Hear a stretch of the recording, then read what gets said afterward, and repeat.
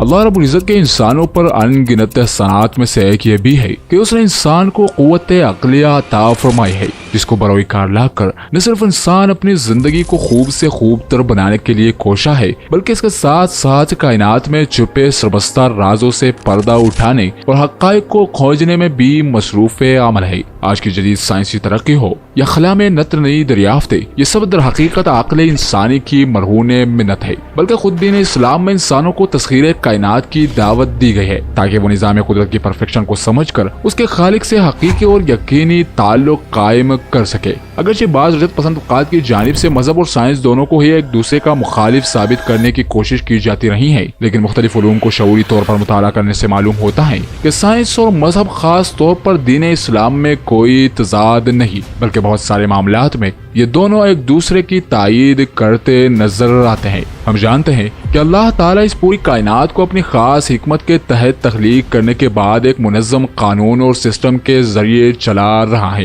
اور اس کائنات میں وقوع پذیر ہونے والا کوئی بھی عمل ان قوانین سے ماورا نہیں۔ البتہ کچھ غیر معمولی واقعات و تصورات میں مخفی ضابطے انسان کی سمجھ سے تو بالاتر ہوتے ہیں، لیکن وقت گزرنے کے ساتھ ساتھ انسانی تجربات و مشاہدات میں اضافہ ہوتا چلا جاتا ہے، یہاں تک کہ ان واقعات میں چھپے قوانین کو سمجھنا ممکن ہو جاتا ہے اور حقائق کائنات کی گرہ کھلتی چلی جاتی ہیں۔ ایسے ہی غیر معمولی واقعات میں سے ایک واقعہ معراج بھی ہے، جسے ہم آج سائنسی بنیادوں پر سمجھنے کی کوشش کریں گے، لیکن اس کے لیے آپ کو ہمارے ساتھ آخر تک جڑنا ہوگا۔ سائنسی تجزیے سے قبل دو امور پیش نظر رکھنا ضروری ہے۔ پہلی بات تو یہ کہ سائنس ایک ایسا علم ہے جو مسلسل دریافت اور تجربات پر مبنی ہے، اور یہ ہر گزرنے والے لمحے کے ساتھ ارتقائی مراحل طے کر رہا ہے۔ اور دوسرا ہے کہ اسی وجہ سے سائنس میں کئی قوانین و ضوابط بنائی بھی گئی جن پر کچھ عرصہ تک تمام اہل علم کا اتفاق رہا، لیکن وہی قواعد یا تصورات کچھ وقت گزرنے کے بعد نئے شواہدات و تجربات کی روشنی میں تبدیل کر دیے گئے۔ مثلا زمین کا مرکز ایک کائنات ہونے کا تصور، اور بعد ازاں نظام شمسی میں زمین کا سورج کے گرد گردش کرنے کا تصور وغیرہ۔ گویا سائنسی دریافتوں میں کسی بھی تصور کو حتمی قرار نہیں دیا جا سکتا۔ You believe that Muhammad went to heaven on a winged horse? Yes, I believe in God. شب معراج میں سدرۃ المنتہا، معراج کے وقوع پذیر ہونے میں بحیثیت مسلمان ہمیں کسی شک و شبے میں مبتلا ہونے کی کوئی گنجائش نہیں۔ کرامت دو عالم حضرت محمد صلی اللہ علیہ وسلم کو چند لمحوں میں مسجد الحرام سے مسجد الاقصی لے جایا گیا، اور پھر وہاں سے آپ صلی اللہ علیہ وسلم کو عالم بالا، یا دوسرے الفاظ میں بتاؤ تو the higher realm یا the upper world کی سیر کرائی گئی، جہاں آپ صلی اللہ علیہ وسلم نے عالم بالا کے مشاہدات کیے۔ لیکن آج تو اس واقعے کی تصدیق میں ہمیں کچھ ایسے سائنسی تصورات اور مشاہدات بھی ملتے ہیں جن کی وضاحت موجودہ سائنس کر چکی ہے، جیسے کہ اربوں کھربوں میل کی مسافت، intergalactic travel, parallel universe اور سپیڈ آف ٹائم، یعنی طویل سفر کا چند لمحات میں طے ہو جانا وغیرہ۔ تو سب سے پہلے اربوں میل کی مسافت طے کرنے کے طریقہ کار کو سمجھنے کی کوشش کرتے ہیں۔ جدید سائنسی تحقیقات کے مطابق یہ کائنات اتنی وسیع ہے کہ اس میں فاصلے کی پیمائش کلومیٹر یا میلوں میں نہیں بلکہ نوری سال، لائٹ ایئرز میں ہوتی ہے۔ کائنات میں ایک نوری سال کا مطلب نور یا روشنی کا ایک جگہ سے دوسری جگہ پہنچنے میں ایک سال کا لگنا ہے، جبکہ روشنی کی رفتار 1 ارب 80 کروڑ کلومیٹر فی گھنٹہ ہے۔ اس کے ساتھ ساتھ سائنس ہمیں یہ بھی بتاتی ہے کہ اس کائنات یا یونیورس میں اربوں کھربوں کہکشائیں موجود ہے۔ زمین جس کہکشاں میں موجود ہے اس کا نام ملکی وے ہے، اور اس کے ایک سرے سے دوسرے سرے کا فاصلہ تقریباً 1 لاکھ نوری سال ہے، جسے ہمیں کائنات کی وسعت کا اندازہ ہوتا ہے۔ جبکہ انسان نے بذات خود مروجہ سفر کرنے کے وسائل استعمال کرتے ہوئے ابھی تک صرف چاند تک ہی سفر کیا ہے۔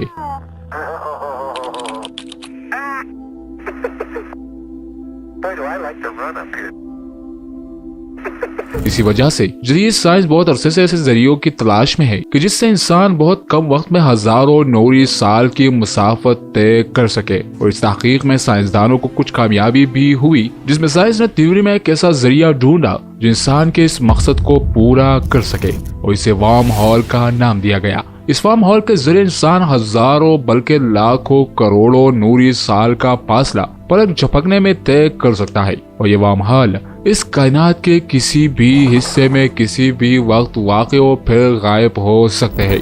यानी हमें यह मालूम हुआ कि कायनात में वर्म होल के जरिए अरबों करोड़ों मील का फासला पलक झपकने में तय किया जा सकता है। अब हम वक्त को समझने की कोशिश करते हैं। आमतौर पर वक्त को घड़ी या सूरज चांद की गर्दिश से मंसूब किया जाता है, जबकि साइंस के मुताबिक वक्त भी एक डायमेंशन है जिसे बाकी डायमेंशंस की तरह तब्दील किया जा सकता है। और घड़ी की सीक्वेंस, मिनट्स, घंटा और दिनों रात वगैरह महज वक्त की पैमाइश की इकाइयां है। यानी घड़ी के रुकने से या दिनों रात की रफ्तार से वक्त गुजरने का अमल नहीं रुकता और वक्त एक मखसूस डायरेक्शन से मुस्तकबिल की तरफ मुसलसल चल रहा है। अलबत्ता इसकी रफ्तार का तयन मुख्तलिफ मकामात पर मुख्तलिफ हो सकता है। यहाँ कोई इंतहाई अहम तस्वुर स्पेस टाइम का जिक्र करना भी जरूरी है। आम फहम अल्फाज में खला space 3 dimension x Y Z पर मुश्तमिल होती है, जिसमें किसी भी डायमेंशन को तब्दील किया जा सकता है। इसी तरह वक्त भी एक डायमेंशन ही है जो कि आगे की तरफ चल रहा है। स्पेस और वक्त दोनों ही कायनात की पैदाइश के वक्त पैदा हुए,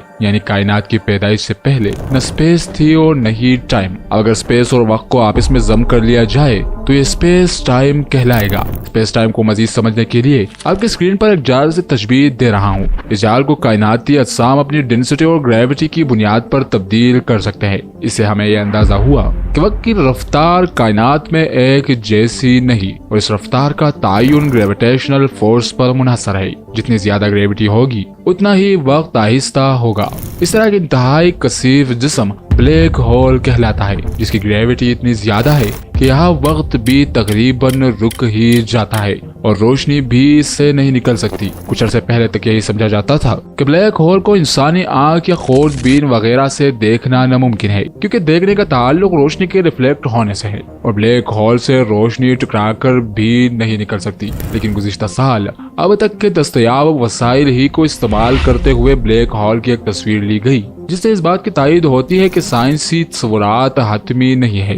ब्लैक होल के बिल्कुल बरक्स एक ऐसा जिस्म भी तजवीज किया गया जो डेंसिटी और ग्रेविटी में इंतहाई डेलिकेट है। इसे व्हाइट होल का नाम दिया गया और इस थ्योरी के मुताबिक वक्त की रफ्तार यहाँ भी इतनी ही तेज होनी चाहिए। इस बहस से हमें पता चलता है कि वक्त की रफ्तार कायनात में यकसा नहीं, बल्कि कायनात के मुख्तलिफ मकामात पर मौजूद अजसाम की ग्रेविटेशनल फोर्स की वजह से वक्त की रफ्तार कम या ज्यादा हो सकती है। अब आगे चलते हैं, जहाँ हमें साइंस में मल्टीवर्स या पैरेलल यूनिवर्स का तस्वुर दिया जाता है। इसके मुताबिक बहुत से कायनात आपस में एक ग्रुप की शक्ल में पाई जाती है और ये एक दूसरे को कपड़े के रेशियो की तरह ओवरलैप कर रही है, जिसका मतलब यह है कि बैक वक्त एक कायनात के कुछ अनासिर दूसरी कायनात के कुछ अनासिर के साथ मुंसलिक है, जिससे हमें तासुर भी मिलता है कि किसी खास तरीके कार को इख्तियार करके इंसान किसी दूसरी कायनात या आलम के किसी हिस्से का मुशाहदा भी कर सकता है। इस तरह साइंस बहुत सी ऐसी कुव्वतों का भी जिक्र करती है जिसे आम जराए इस्तेमाल करते हुए देखा या साबित नहीं किया जा सकता, लेकिन कायनात के निजाम को चलाने के लिए इनका मौजूद होना और तस्लीम किया जाना नागुज़ीर है। इसे साइंस डार्क मैटर और डार्क एनर्जी से ताबीर करती है। न सिर्फ ये कि इनका मौजूद होना नागुज़ीर है, बल्कि ये इतनी अहम है कि कुल विजिबल कायनात का तकरीबन 70% ऐसी कुव्वत और मादे पर मुश्तमिल है। कायनात का देखा जाने वाला हिस्सा यानी सियारे, सितारे वगैरह महज 3% है, जबकि बाकी हिस्सा डार्क मैटर है, जिससे हमें ये समझने में भी आसानी होती है कि कायनात ऐसी कुव्वतों और मादे पर मुश्तमिल है जिससे अब तक इंसानी हवास से देखा सुना हत्ता कि शायद समझा भी नहीं जा सका, लेकिन इनके बगैर कायनात का वजूद कायम नहीं रह सकता।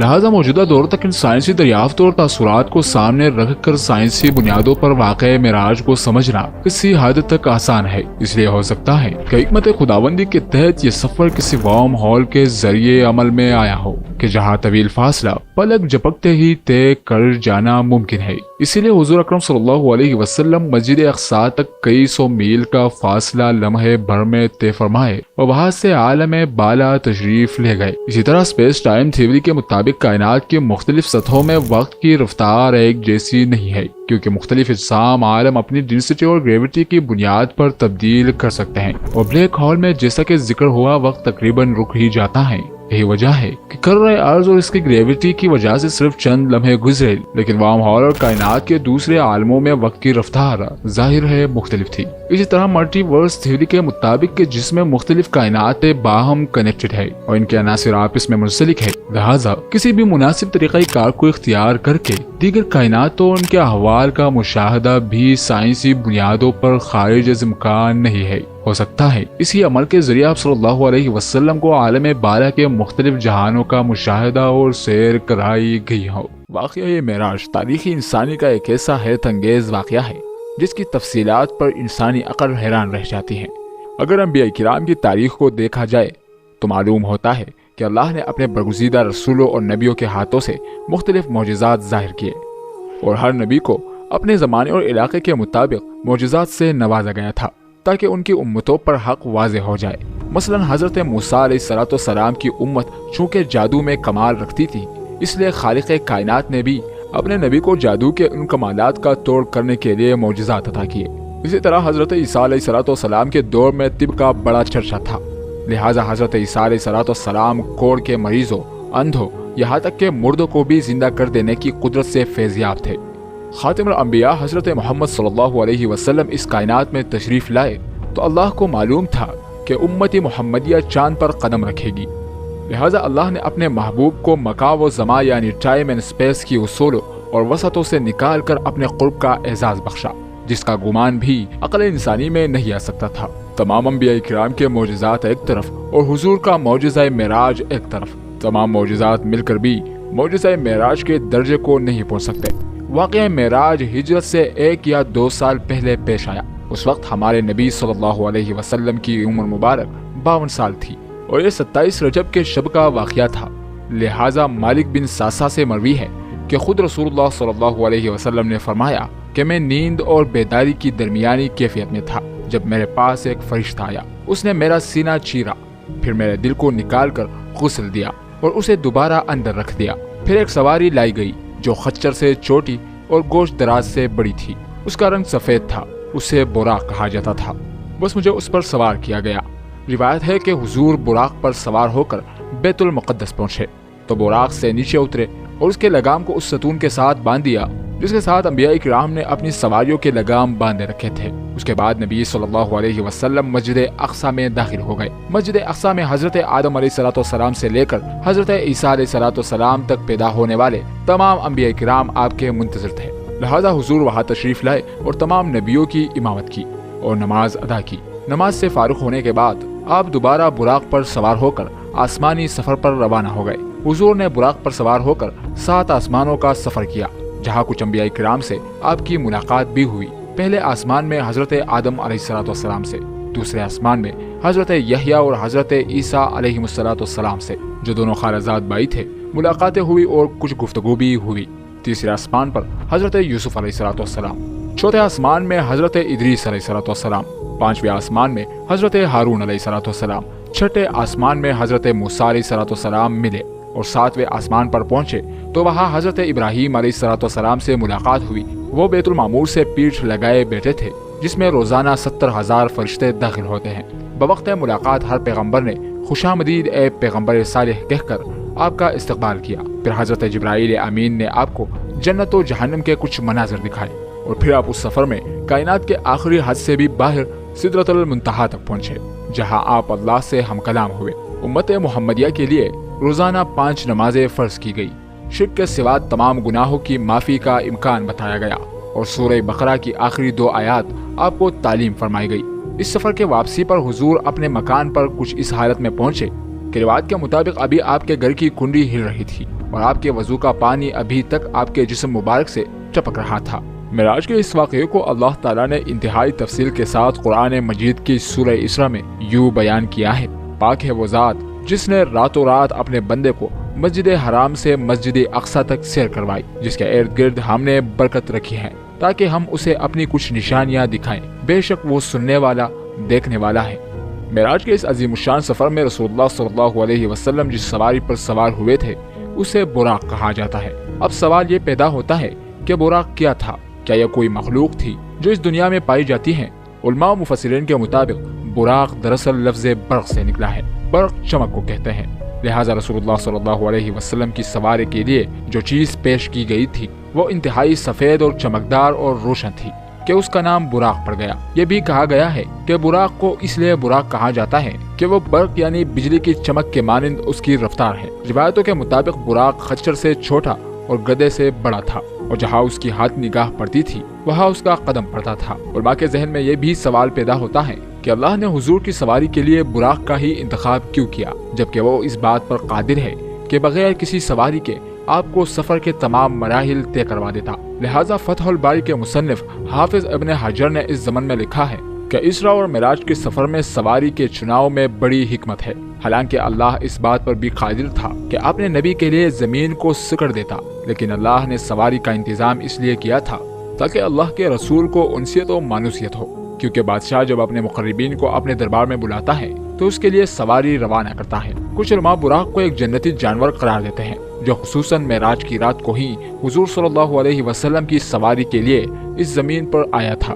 لہٰذا امام ترمذی نے ایک روایت نقل کی ہے کہ جب حضرت جبرائیل علیہ السلام نے براق کی لگام تھامی اور رسول اکرم صلی اللہ علیہ وسلم کو اس پر سوار ہونے کی دعوت دی تو براق حضور کو دیکھ کر کانپ اٹھا اور بے لگام ہو گیا۔ لہٰذا جبرائیل امین نے اس سے کہا کہ ٹھہر جا، اللہ کی قسم رسول اللہ سے بہتر کوئی شخص اس سے پہلے تجھ پر سوار نہیں ہوا۔ لہٰذا جب تاجدار کائنات محمد صلی اللہ علیہ وسلم براق پر سوار ہوئے تو وہ فخر و مسرت سے ناچنے لگا کہ آج اسے اس عظیم شخصیت کی سواری ہونے کا لازوال اعزاز حاصل ہو رہا ہے۔ بعض علماء نے یہ بھی لکھا ہے کہ براق کا چہرہ انسانی چہرے کے مانند ہے اور انسان کی طرح سننے اور سمجھنے کی صلاحیت بھی رکھتا ہے، لیکن قرون وسطیٰ یعنی خصوصاً بنو امیہ اور بنی عباس کے دور حکومت کے مسلمان فنکاروں اور مصوروں نے جس طرح براق کی تصویر کشی کی ہے اس کا کوئی ثبوت قرآن و سنت یا تاریخ کے کسی بھی کتاب میں موجود نہیں ہے۔